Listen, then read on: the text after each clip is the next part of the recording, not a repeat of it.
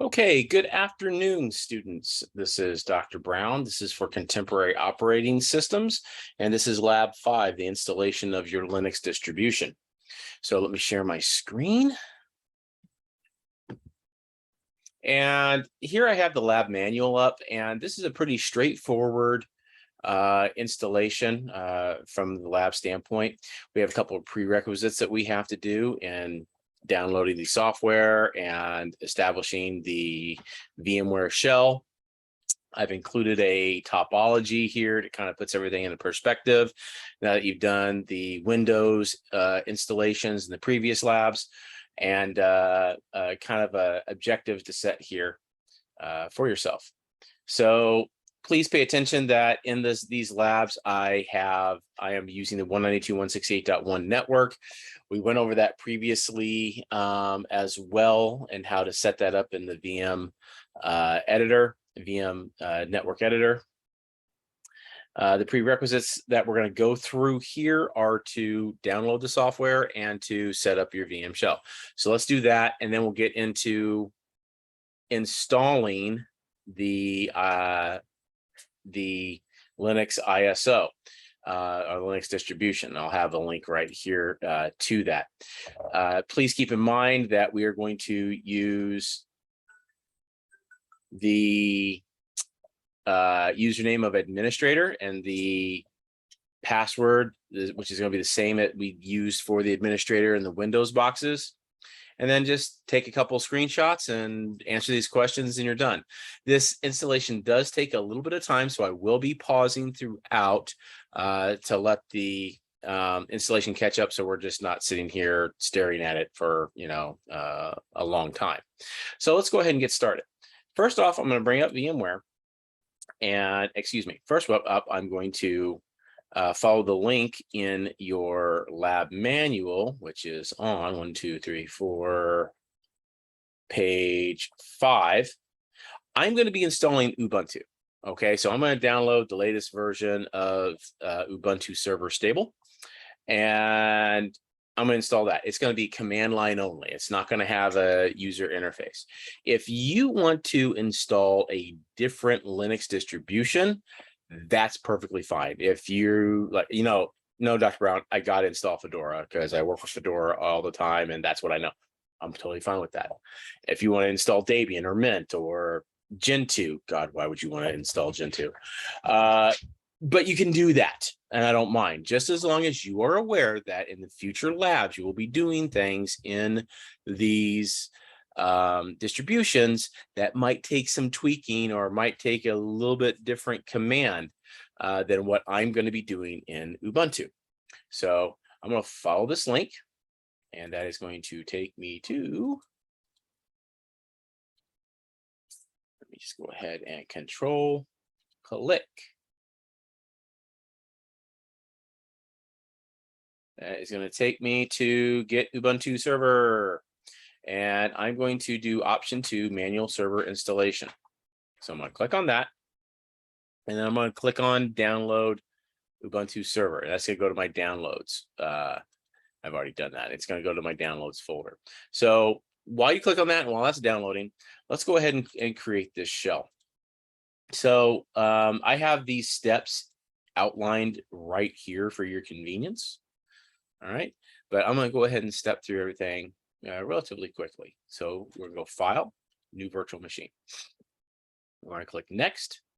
That was the custom radio button, and click Next.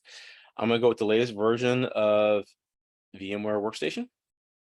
I'm going to install the operating system later. Again, these are all written down. It will be Linux. It will be on Ubuntu 64-bit. Now, if you click Linux, it may come up with Ubuntu. Be careful here. You want to select Ubuntu 64-bit. That is what you should be downloading. Okay. Click Next. I'm just going to name this Ubuntu. I don't want to put the 64-bit behind it. For the processors, I'm going to do 1 processor, 2 cores instead of 2 processors, 1 core. I think it's just more efficient. Again, you need to know what your system will support. This will run one processor, one core without a problem. Okay, click next. It's going to recommend that you do 4 gigs. You don't have to do 4 gigs. You can do 2 gigs. That's perfectly fine. You can do 1 gig. Theoretically, you could do 512 meg and it'll still run fine because this is going to be completely command line. I'm going to notch this down to, actually, I'm going to keep it at 4 gigs because it will go faster for me. But I may push it down to 2 gigs later. Again, you have to understand what your system can support. If you only have 4 gigs on your system, do not select 4 gigs. Bump it down to 2. All right, at least. Very important, make sure that you have NAT selected. This is so that the distribution, when it's installing, can get to the internet and download additional software updates. LSI Logic recommended is fine. SCSI recommended is fine for your disk type. Create a new virtual disk. Keep it at 20 gigs. That's perfectly fine. Split into multiple files. That's perfectly fine. A lot of this rest of stuff is going to be default. The disk file name, I'm going to keep default. And I can look at the rest of my hardware if I want to, but it should be good. We're going to go ahead and click finish. And our shell's right there. It's all set and ready to go. Now, what we're going to do is once we are done downloading this server, Ubuntu server download, all right, option 2, it will go to my downloads folder. I moved it to my virtual machines folder. So it's sitting right there with my Windows ISO that I've used in the previous lab. Okay, just so it's easily accessed. All right, so I'm going to go to my CD DVD. I'm going to make sure it's checked that connected at power on. I'm going to click on the radio button for use ISO file. I'm going to browse to that Ubuntu file. Okay, I'm going to select that ISO that I just downloaded for Ubuntu. Click open, click OK. Done. We're ready to install. All right, and this goes pretty quick. I'm just going to click in there and hit enter to get the install going. The installation process, since it's going to install the entire Ubuntu server stack, LAMP stack, and also the SSH server, it's going to take a little while to do that. So I'm going to pause here in a minute once it's done booting, and so it'll go by quicker for me. The message here on the bottom, you can just X out of that. You can get to that later if you want.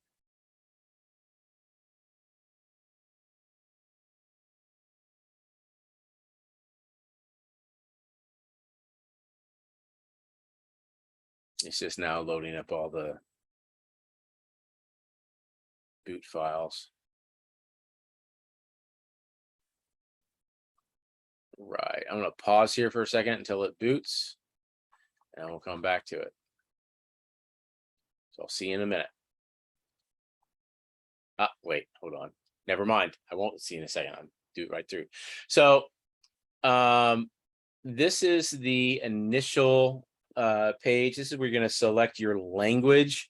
So I'm going to select English, and also the keyboard layout of American English, English US. So a lot of these are going to be default, and all I have to do is hit enter where it's highlighted at done. All right, it's going to be Ubuntu server. I don't want to do minimized. I want full feature set. So I'm going to hit enter again. It's going to go ahead and set up a DHCP4 address. There, it got it. For the Ethernet adapter, notice that the name of the Ethernet adapter is ENS33. That you may need to know that later on. Okay, and we're going to hit enter again.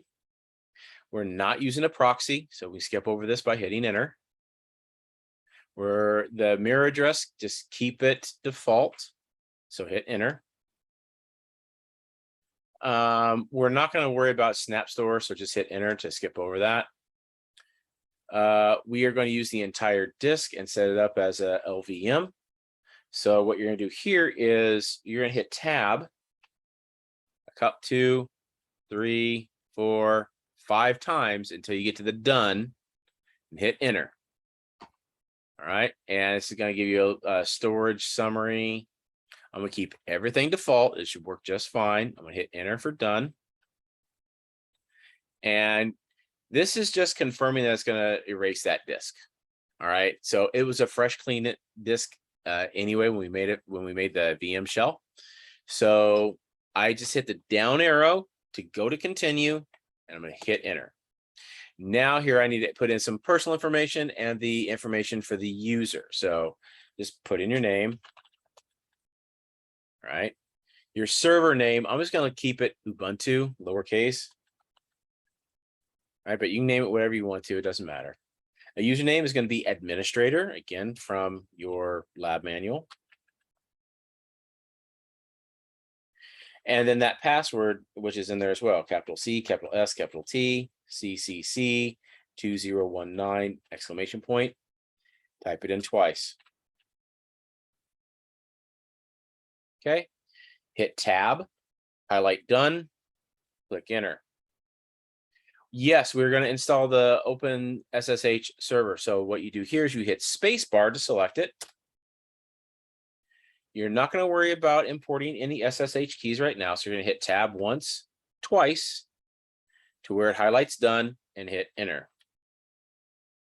And here you're just going to hit enter again for continue. And here is where it's going to do its install. This is going to take some time. I'm going to pause right now. I'll be back when it's all done. When it's all done, you will see reboot now. You can wait to come back to the video when you're ready. We're going to hit that and it should complete the installation. So I will see you in a minute. Okay, so after that evolution completes, you will get an install complete up here at the very top. And what you need to do is click in there. If you've clicked outside of the window, hit tab and down arrow and reboot now. And this should reboot into the new environment. Still keeping your CD in. Don't go back to settings and disconnect your CD. Please remove the installation unless it tells you to.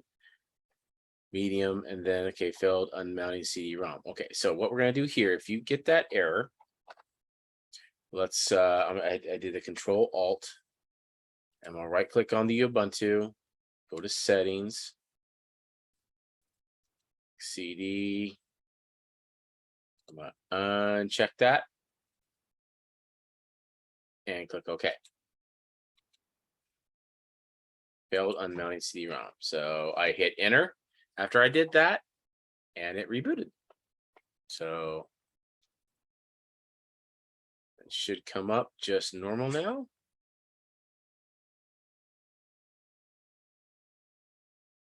There we are. There's your login. And the last thing you have to do here is log in. So add administrator and then that password. And we're logged in. Okay, so a couple things you need to check. We do not have the IP address per the topology because we have a DHCP address. So if I do if config, our IP can, there it is, IP space address.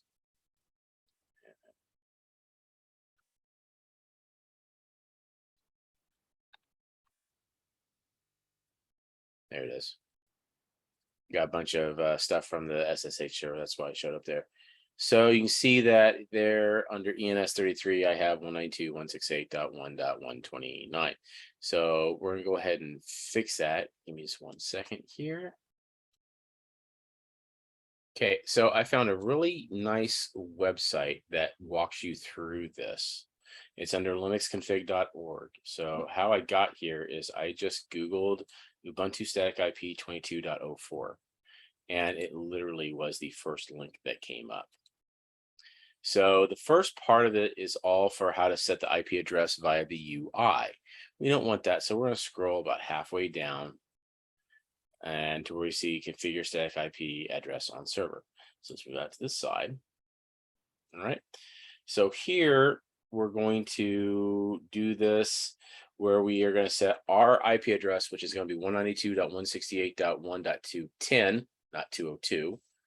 The gateway to 192.168.1.2, which I think is what I need for my gateway. If .2 doesn't work, you can try .1, and DNS servers of 8888 and 4.2.2.2, I believe. So we need to locate and edit with administrative privileges the Etsy NetPlan 01 Network Manager all.yaml file. Well, what? So we need to navigate to Etsy NetPlan. So we're going to do CD, which is for change directory /Etsy/NetPlan.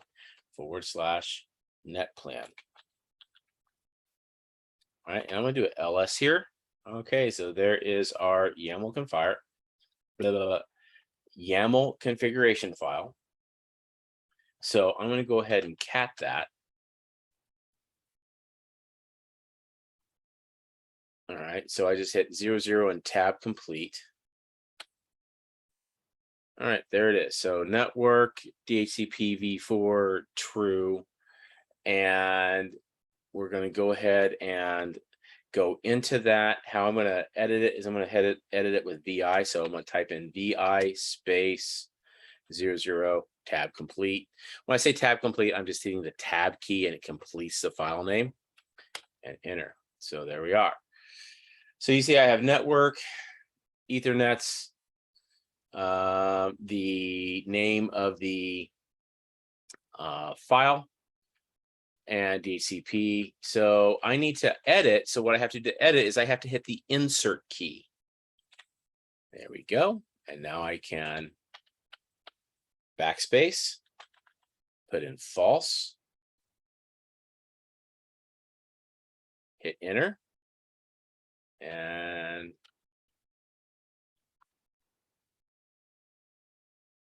addresses, colon, space, bracket, 192.168. Oops. Hit the number lock, addresses, space, bracket, 192.168.1.210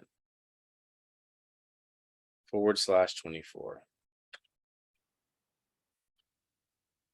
Close bracket. Hit enter. Backspace 1. Gateway 4. Colon, space, 192.168.1.2. Hit enter, backspace 1. Name servers, colon, enter, addresses, colon, space, open bracket, 8.8.8.8, comma, 4.2.2.2. Close bracket, done.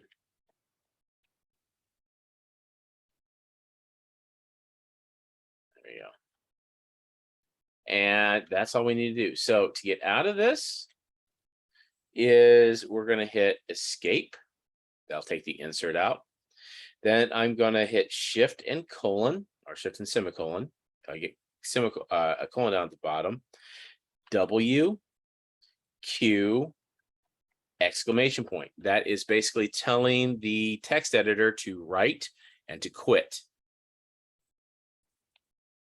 And oh, I forgot to do anything. So, all right. So why I got that error is I did not do this as administrator, as root, as sudo. So I'm just going to do WQ, our Q, exclamation point, up arrow. So where I went wrong is I should have put in sudo. I'm so used to working in Kali Linux where I'm root all the time. So sudo vi and the installer. That's okay. You're gonna get a lot of practice this way. Your CST password. All right, now we can go in there, hit the insert key.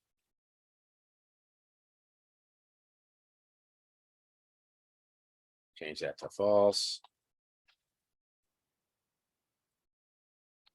Backspace.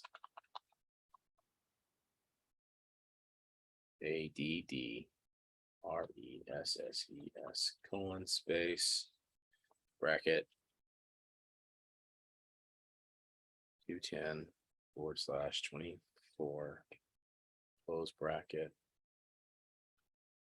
backspace 1 gateway 4. I don't know why it makes you backspace.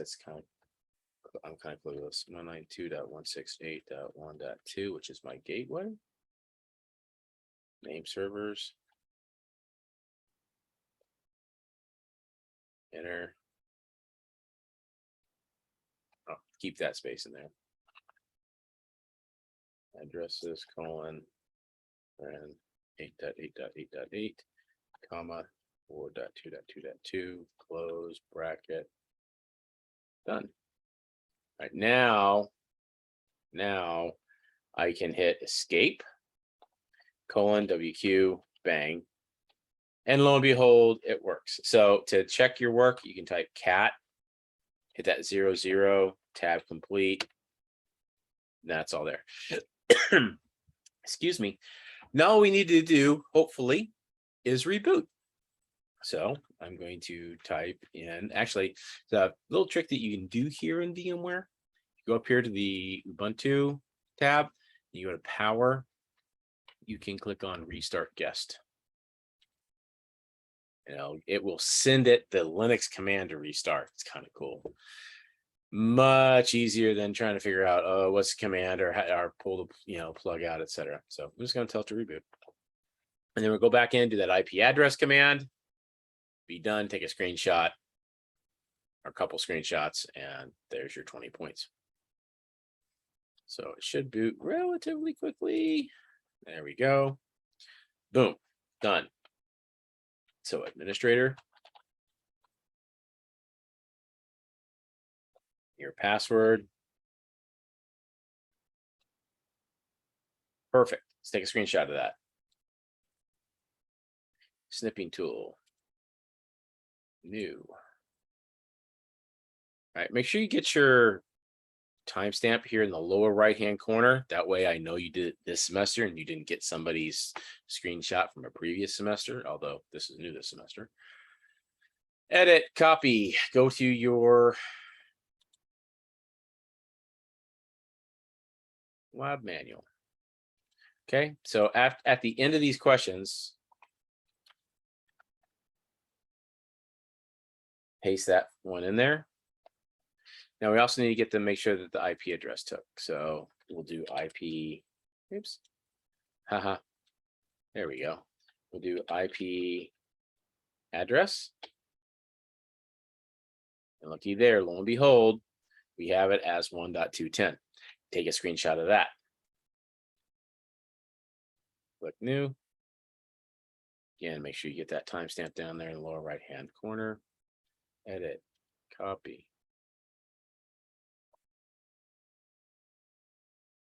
Paste it. Done. Answer those 5 questions, 20 points. That's it. If you have any questions, feel free to email me. I'll be happy to help you out, or come to office hours. I'll be happy to help you out. But that's Lab 5, folks. So until next time, this is Dr. Brown signing off. Thanks.